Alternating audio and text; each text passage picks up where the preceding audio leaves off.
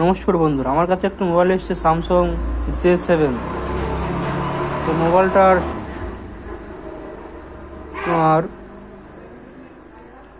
Password, screen password set করতে হবে, সেটা তোমাদের শেখাবো।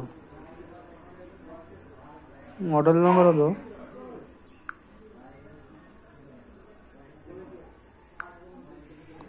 Samsung J7 SMJ 700F। এটা 2016 সেট স্যামসাং J7। প্রথমে তোমার সেটিংয়ে যেতে হবে। সেটিংয়ে গিয়ে নিচে স্ক্রোল করে লক স্ক্রিন অ্যান্ড সিকিউরিটি চাপ দিতে হবে। মধ্যে চলে গেল। তারপরে স্ক্রিন লক সুইপ করবে, প্যাটার্ন দেবে, পিন দেবে, পাসওয়ার্ড দেবে, নন। আমি এখানে দেবো প্যাটার্নে চাপ দিলাম।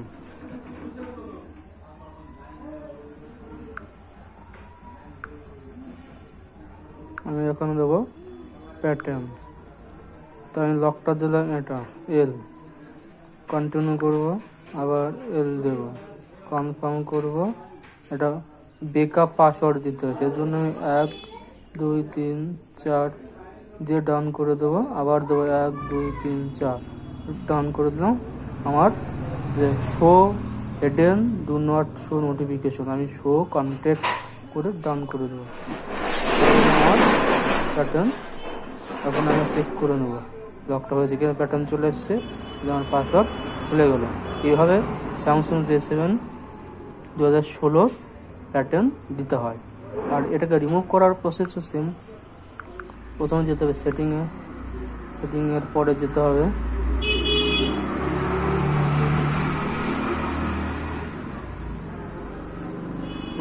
লক স্ক্রিন অ্যান্ড সিকিউরিটিতে, তারপরে স্ক্রিন লক টাইপে যেতে হবে। তারপরে যেটা তোমার প্যাটার্ন দেওয়া ছিল এল, আমি সেটাই দিয়ে দেবো।